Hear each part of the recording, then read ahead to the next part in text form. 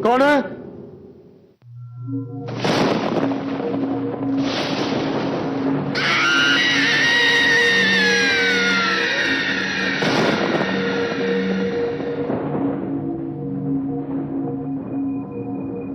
कौन है?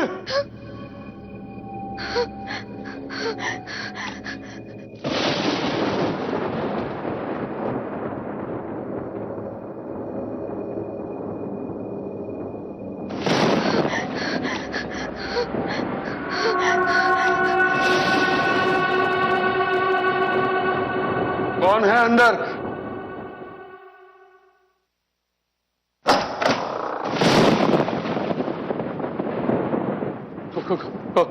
कौन है?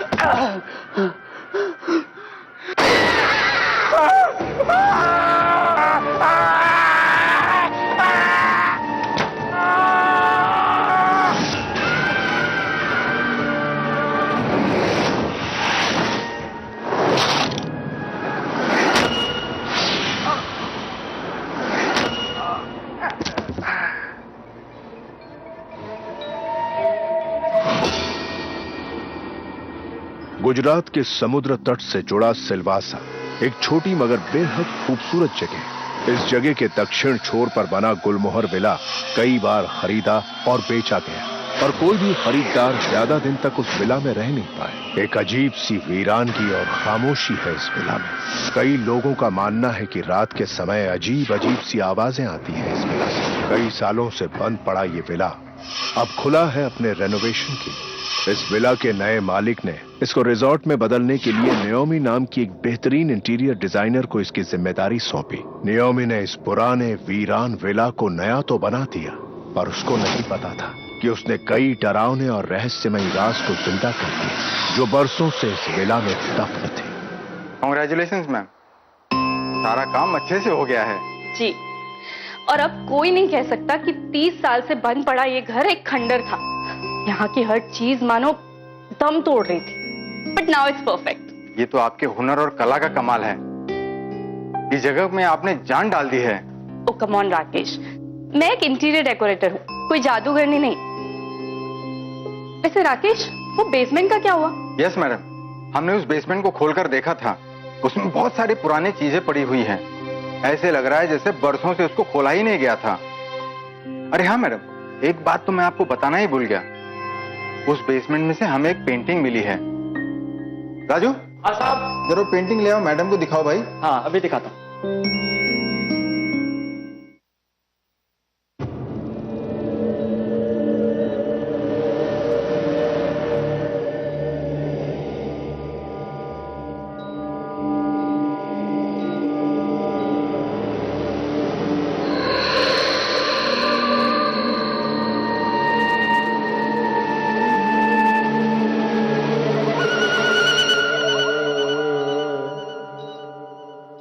वाव, कितनी खूबसूरत लड़की की पेंटिंग है ये।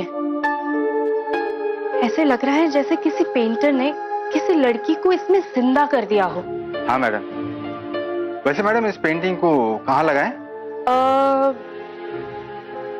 वहीं लगा दीजिए। राजू। हाँ साहब। इस पेंटिंग को उस दीवार पे लगा दो भाई। अभी टांगता हूँ साहब। एरिक सर जब ये पेंटिंग देखेंगे तो बहुत खुश होंगे। जी, वो तो है, उन्हें पेंटिंग का इतना शौक जो है। वैसे वो कल ही आ रहे हैं। ये तो बहुत अच्छी बात है मैम। अच्छा मैडम, ये चाबी लीजिए।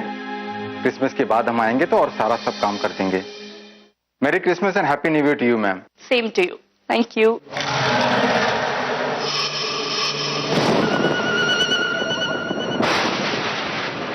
अरे ये अचानक मौसम को क्या हो गया? देखिए, आप लोग चाहे तो आज रात यहीं रुक जाइए। नहीं मैम, पूरे 1 महीने से हम इस घर में काम कर रहे हैं। अब तो घर की याद आ रही है। आप फिक्र न करें, हम लोग किसी तरह घर पहुंच जाएंगे। ठीक है, लेकिन संभाल कर जाइएगा। चलो।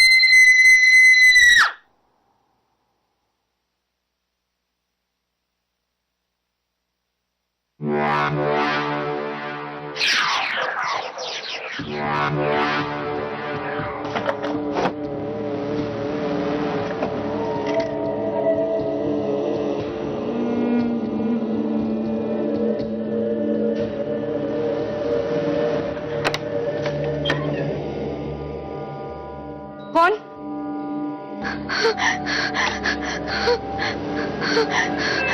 कौन है वहां पर?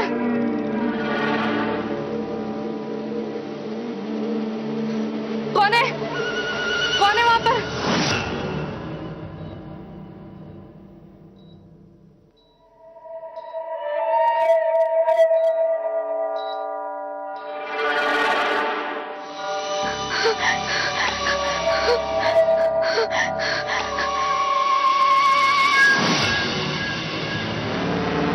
कौन? कौन है वहां पर?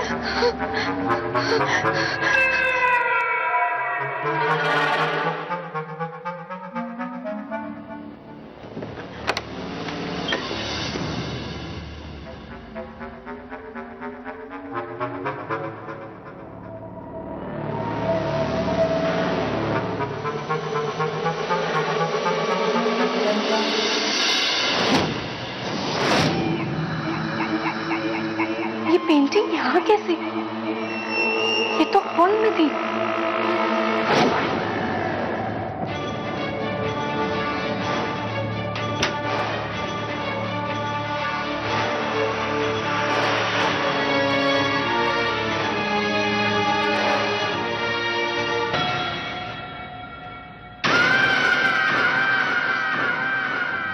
ये कैसे हो सकता है? कहीं ये सब मेरा वहम तो नहीं है?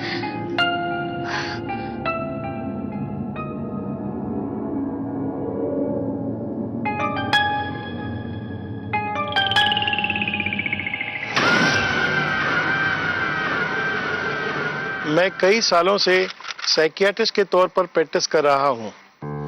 एरिक मेरा एक ऐसा अनोखा पेशेंट था जिसके केस ने मेरे देखने का पूरा नजरिया ही बदल दिया। ये बात है उस टाइम की जब नोमी, एरिक की वाइफ, उस मेंशन के रेस्टोरेशन के लिए आई थी। उसे एक जादुई पेंटिंग मिली घर के गोदाम से। उस पेंटिंग में ऐसी कशिश थी कि जो भी उसे देखे उसके दिमाग में बस जाती थी। नोमी को यह नहीं पता था कि इस पेंटिंग के उसकी लाइफ में आने का क्या मकसद था और क्या होने वाला था।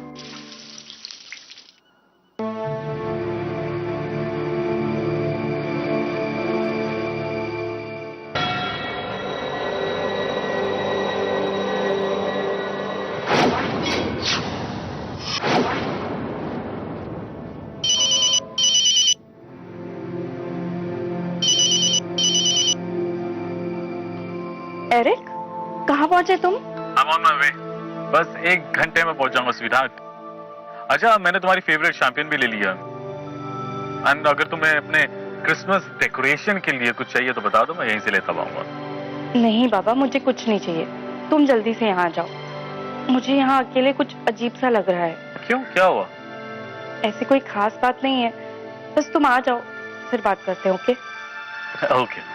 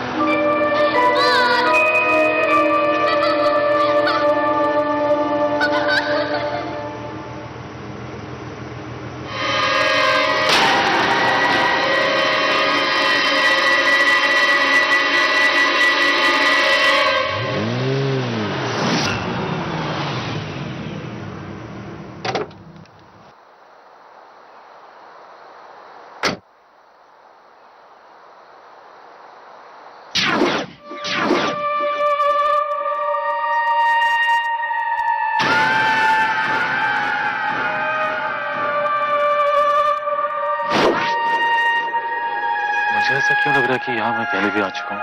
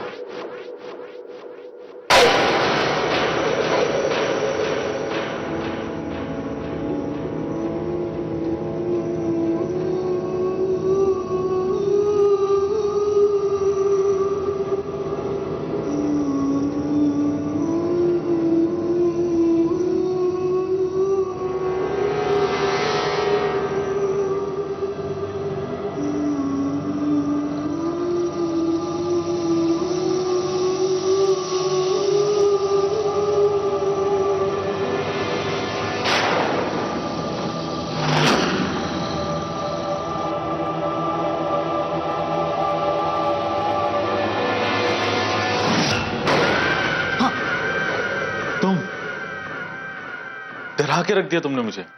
अच्छा, एरिक और डर, ये कब से हुआ? पता नहीं, जब से आया हूं अजीब सा लग रहा है। मुझे ऐसा लग रहा है कि मैं इस जगह पे पहले आ चुका हूं। और ये पेंटिंग, मुझे क्यों ऐसा लग रहा है कि मैंने इस लड़की को कहीं देखा है? एरिक, ये सब तुम्हारी इमेजिनेशन है।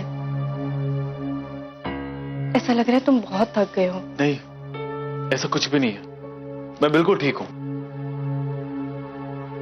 खैर, anyways, here's your Christmas gift. वैसे डेकोरेशन क्वीन, तुमने घर तो काफी अच्छा सजाया, लेकिन मेरा गिफ्ट कहाँ है? And where's Christmas tree? ये सब बाद में देखेंगे, अभी तुम चलो, हमें बहुत सारी बातें करनी है। तुम फ्रेश हो जाओ और मैं खाने का इंतजाम करती हूँ। Okay okay. एरिक, हाँ, बाथरूम उस तरफ है। बाथरूम तो यहाँ है ना, मुझे पता है, यही था ना बाथरूम। हाँ, लेकिन तुम्हें कैसे पता चला? मुझे पता था, मैंने तुमसे कहा था ना। पता नहीं मुझे ऐसा क्यों लग रहा है कि मैं इस घर में पहले आ चुका हूं। बेबी, अभी चलो, ये सब बातें डिनर के बाद करेंगे।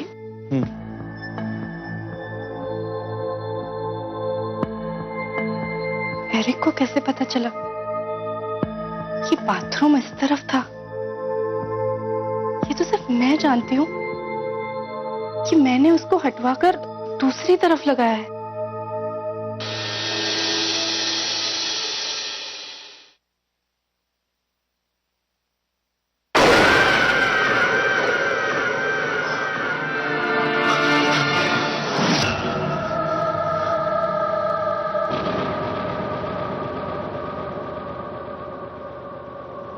एरिक जिंदगी में पहली बार सिलवासा आया था। जैसे जैसे उसके कदम घर की तरफ बढ़ रहे थे, उसे कुछ अजीब सी यादों ने घेर लिया था। वो समझ नहीं पा रहा था कि अचानक उसके साथ ऐसा क्यों हो रहा है।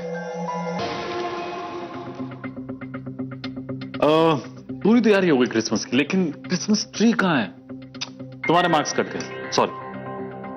एरिक, एक्चुअली ना, मैंने तुमसे कुछ छुपाया है। मैंने क्रिसमस ट्री लाया था और अपने हाथों से उसको डेकोरेट किया था, लेकिन पता नहीं कैसे एकदम से सूख गया वो, जैसे कि 50 साल पुराना ट्री हो। अच्छा चलो, कोई बात नहीं, मैं कल जाके एक नया क्रिसमस ट्री ले आऊंगा और उसे हम मिलके सजाएंगे। And it's gonna be very beautiful. Okay, अभी सेलिब्रेट करते हैं।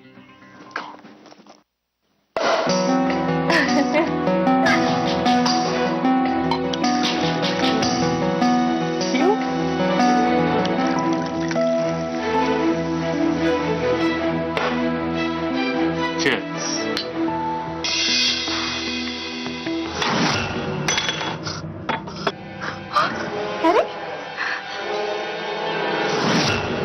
Birthday cake.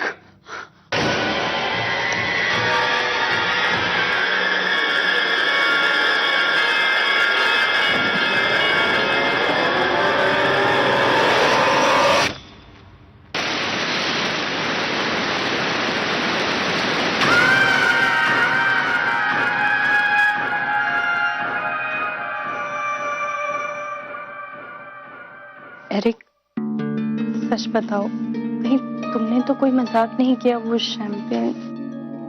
मैं ऐसा मजाक क्यों करूंगा? And that too on Christmas Eve। तुमने केक को देखा? वो तो तुमने फ्रेश बनाया था ना? एंड वो क्रिसमस ट्री पूरा सूख गया। जब से मैं इस घर में आया मुझे अजीब सा लग रहा है। कुछ तो गड़बड़ है। ऐसा तो नहीं कि तुम मुझसे कुछ छुपा रही हो?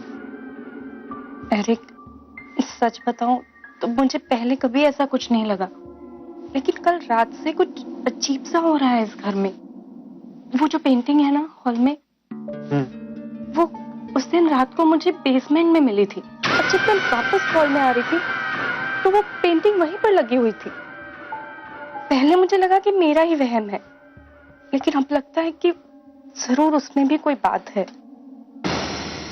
एक काम करते हैं, अभी सो जाते हैं, कल सुबह देखते हैं। सो जाओ।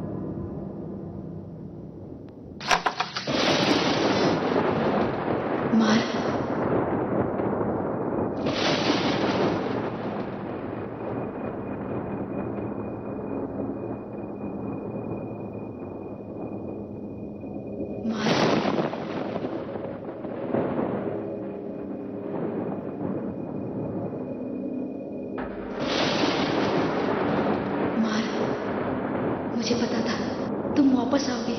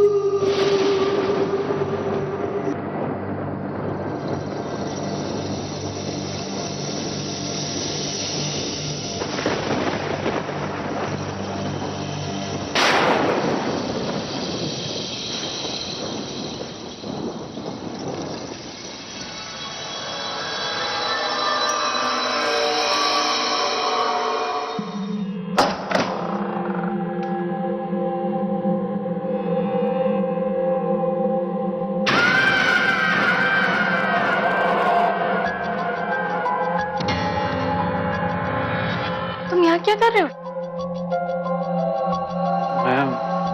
मैं यहाँ कैसे आया?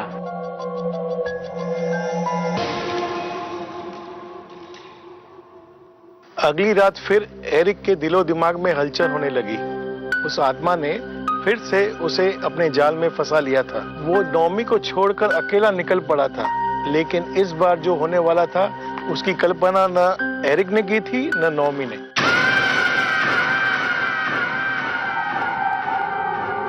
Mark Mark Mark Mark Mark Mark Mark Mark Mark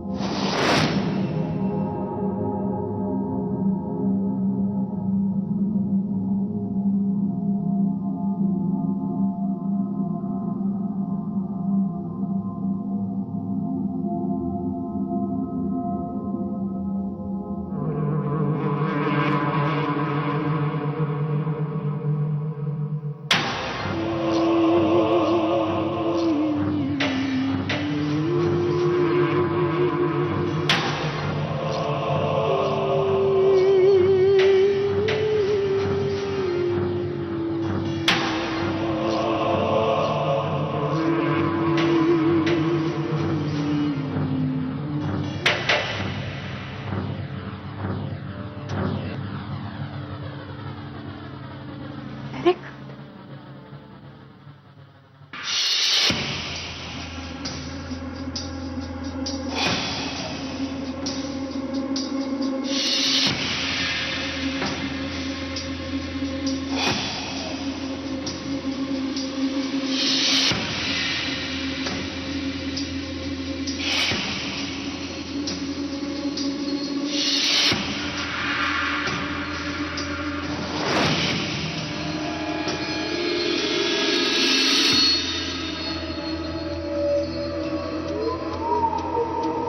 Eric,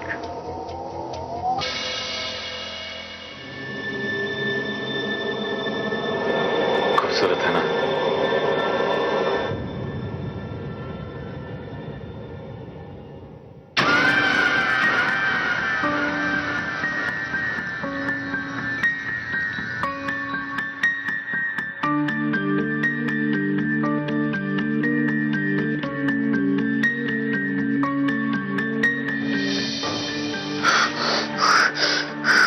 क्या हुआ एरिक? मैंने तुमसे कहा था ना, मैं यहाँ पहले भी आ चुका हूँ। उस इंसिडेंट के बाद नॉमी शॉक थी। उसके समझ नहीं आ रहा था कि वो क्या करे, किसकी सलाह ले और कैसे एरिक को उस आत्मा से बचाए। एरिक था जो सुनने को कुछ तैयार ही नहीं था। वो पूरी तरह उस पेंटिंग की आत्मा के वश में आ चुका था। तब नॉमी ने किसी रेफरेंस के जरिए मुझे कांटेक्ट किया। एरिक, ये लो, दवाई ले लो। मैंने डॉक्टर से बात की है, वो शहर में रहते हैं और कल सुबह तक नहीं आ पाएंगे। तुम बेकार परेशान हो रही हो। कुछ नहीं हुआ मुझे, मैं ठीक हूँ। तुम्हें इतना तेज बुखार है और तुम कह रहे हो कि तुम्हें कुछ नहीं हुआ है। एरिक, क्या सोचा था हमने कि तुम आओगे, हम ढेर सारी बातें करेंगे, लेकिन सब कुछ। मैंने भी तो यही सोचा था। समझ में नहीं आ रहा ये सब क्या हो रहा है। ये सब तुम्हारा वहम है। मेरा वहम है? अचानक मेरी आंखों के सामने अजीब सी तस्वीरें आ जाती है, वो मेरा वहम है। उस लड़की का चेहरा मेरी आंखों के सामने घूमता रहता है। उसका चिल्लाना, उसकी मौजूदगी का एहसास हमेशा। वो देखो, वो लड़की वहीं पर है। एरिक, देखो, वही लड़की है। एरिक, कोई नहीं है, कोई नहीं है वहां। तुम ठीक से देखो, वही लड़की है। एरिक, ठीक है, चलो हम अभी इस घर से चले जाते हैं, ठीक है? मुझे नहीं जाना, कहीं नहीं जाना मुझे। अच्छा ठीक है, अभी तुम सो जाओ, तुम्हें रेस्ट की जरूरत है, प्लीज।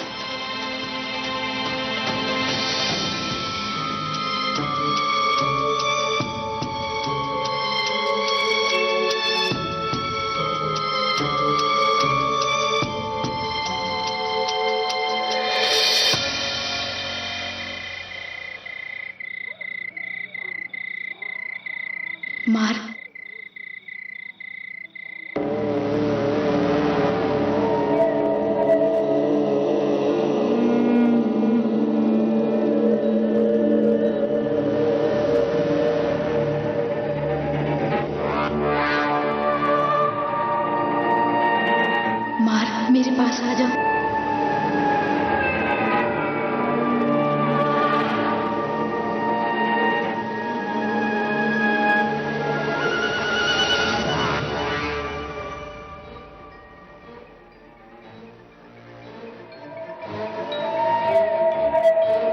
कौन हो तुम?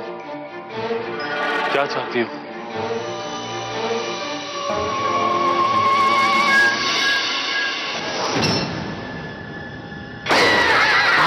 हाँ? छोड़ो, छोड़ो।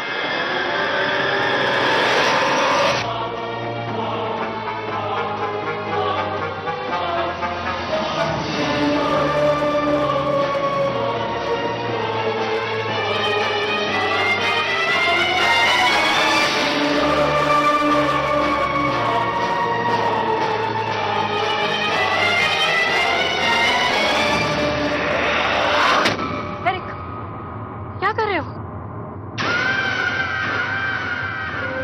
छोड़ो मुझे। कौन हो तुम? मैं तुम्हारी वाइफ हूँ एरिक, नयोमी। कौन हो? मैं एरिक नहीं हूं, मैं मार्क हूं। तो फिर एरिक कहां गया? मुझे नहीं पता। मैं मार्क मेंडिस हूं। डॉक्टर, मुझे एक पेन और पेपर दीजिए।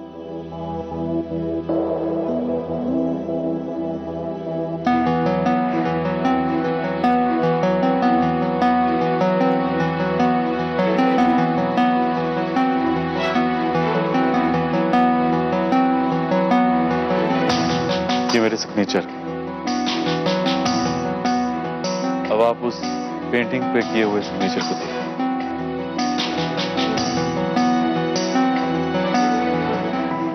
दोनों सेम है। ठीक है, अब तुम मार्क हो या एरिक, इसका पता भी चल जाएगा।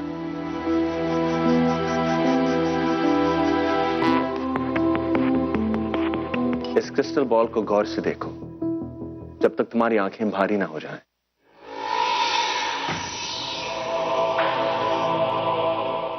अब धीरे धीरे अपनी आंखें बंद कर लो। अब तुम्हारी आंखें भारी हो रही हैं। अब धीरे धीरे तुम्हें कुछ महसूस हो रहा है। कौन हो तुम? I am mark Mendis. Mark Mendis, अपने बारे में कुछ बताओ। I am a painter. 28 नवंबर 1960 इस दिन मैं इस घर में आया।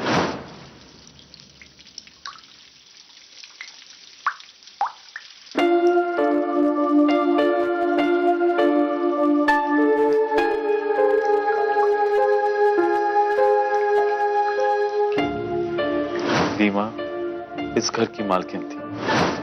मुझे पेंटिंग करने के लिए एक कमरा किराए पे लेना था। Reema, she was beautiful. तो धीरे धीरे मेरी पेंटिंग की प्रेरणा बनती गई और मैं रात दिन सिर्फ उसी की पेंटिंग बनाने में लग गया।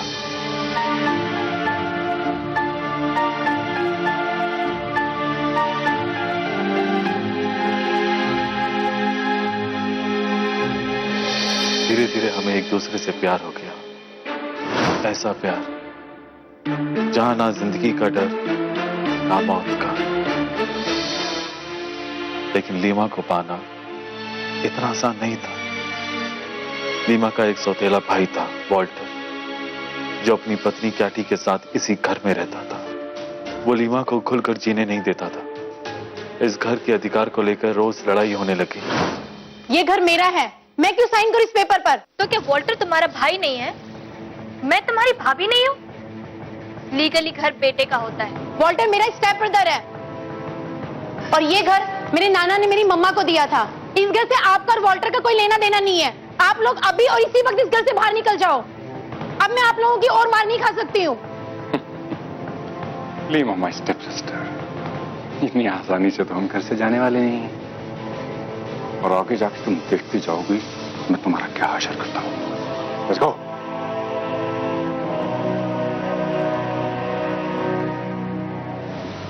मुझे पता था कि लीमा ने अगर आज हिम्मत दिखाई तो कहीं ना कहीं मैं था उस हिम्मत के पीछे। इसके बाद हम दोनों का रिश्ता और भी गहरा होता चला गया। मैंने लीमा को क्रिसमस गिफ्ट के तौर पे अपनी कला का सबसे बड़ा तोहफा देना चाहा।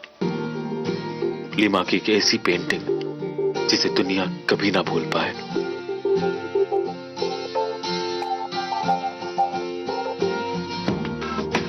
और मैं लीमा को लेकर रात दिन उस पेंटिंग को अपने उस कमरे में बनाने लग गया।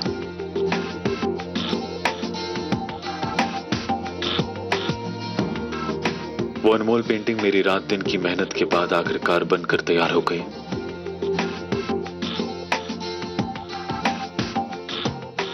मैं आने वाली क्रिसमस में उस पेंटिंग को लीमा को गिफ्ट करना चाहता था, लेकिन शायद किस्मत ने उसकी कोई और ही तस्वीर बना रखी थी।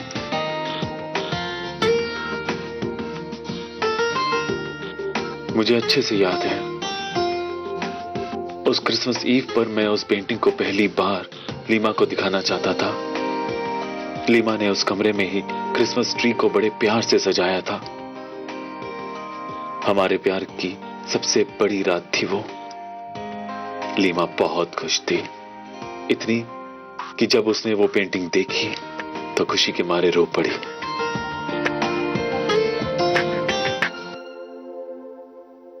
हम अगले दिन ही शादी करने वाले थे। लीमा एक बार मुझे हग करना चाहती थी।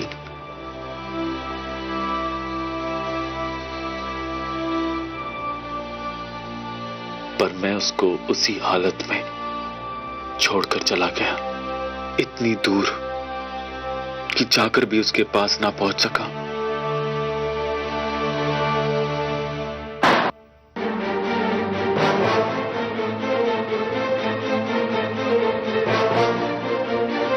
मैं बिक गया था। वॉल्टर ने मुझे खरीद लिया था। मैंने अपनी कला और अपने प्यार को बेच दिया था।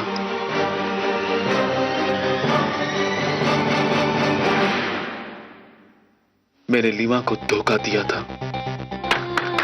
कोई है? और उसको उसी कमरे में बंद कर दिया था। दरवाजा खोलो। क्योंकि वॉल्टर यही चाहता था। पर लीमा मेरा इंतजार करती रही।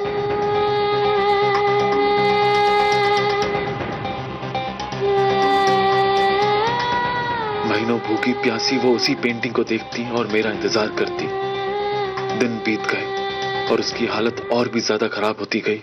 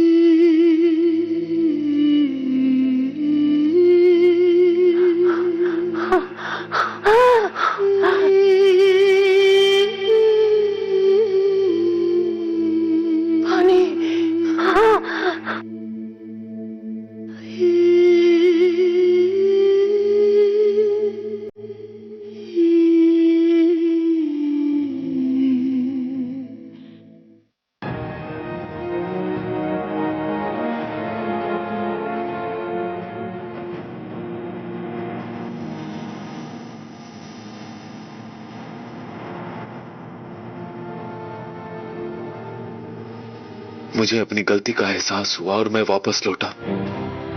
मैंने वो सारे पैसे वॉल्टर के मुंह पे मार दिए और जैसे ही उस कमरे में पहुंचा तो लीमा मर चुकी थी और उस पेंटिंग से आंसू बह रहे थे। लीमा की आत्मा मुझे हमेशा सताती थी। उसने वॉल्टर और उसकी बीवी कैटी को भी मार दिया था। लीमा मरकर भी मुक्त ना हुई और मैं जिंदा रहकर भी तड़पता रहा।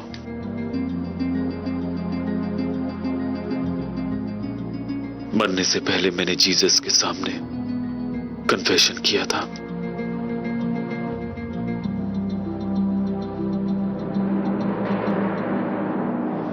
और ना ही मुझे आज तक माफी मिली है और ना ही मुझे आज तक मुक्ति मिली है। मुझे लीमा के साथ जाना ही होगा और ना ही मुझे आज तक माफी मिली है और ना ही मुझे आज तक मुक्ति मिली है। यही मेरा प्रायश्चित है। नायोमी, हमारे पति को एक डॉक्टर नहीं बचा सकता। इसे इलाज की नहीं, ऊपर वाले की ब्लेसिंग्स की जरूरत है। लोग फौरन इस घर से निकल जाओ। आप ऐसा क्यों कह रहे हैं? एक डॉक्टर से ज्यादा भगवान की शक्ति पर भरोसा करता हूं। तुम्हारे पति लीमा के आत्मा के वश में है।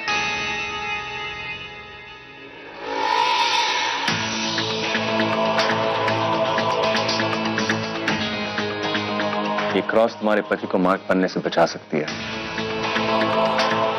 क्योंकि ये अपनी पिछली जिंदगी में वापस लौट गया, तुम कभी इसे हासिल नहीं कर पाओ।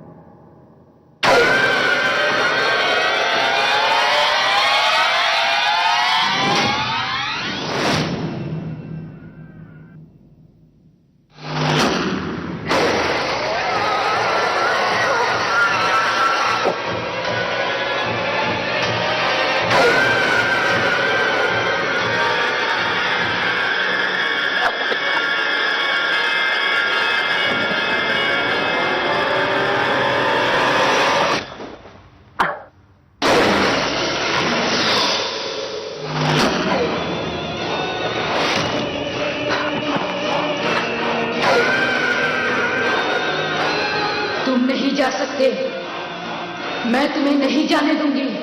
मैंने सालों से तुम्हारा इंतजार किया है। नहीं, नहीं।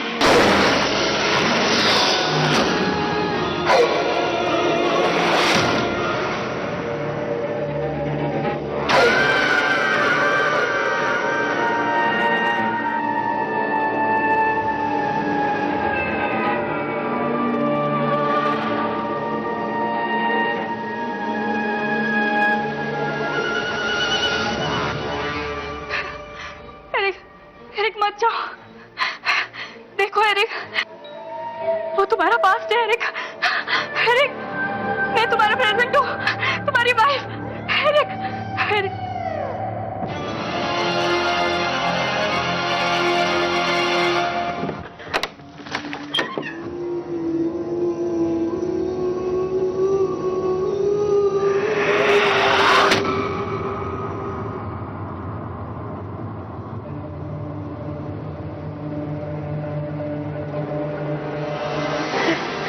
एरिक,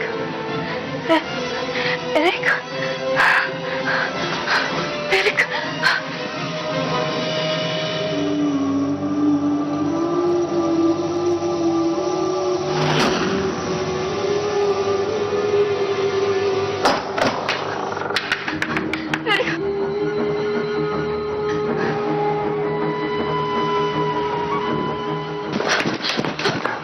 जाना हमें अपने पति की जान बचा लो। मुझे ये जमीन पर पड़ा मिला, मेरी जान इसी ने बचाई, लेकिन अब मुझसे ज्यादा तुम्हें जरूरत है। जाओ, जाओ।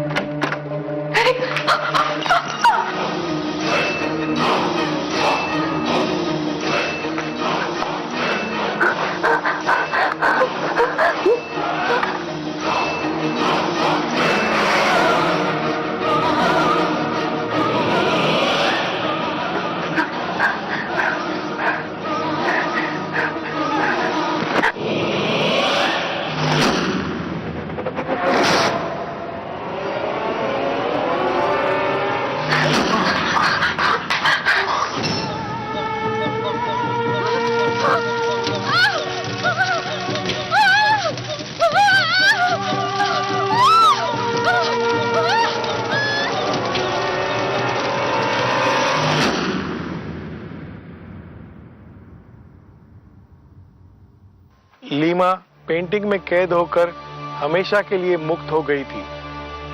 शायद वही उसके लिए अच्छा था।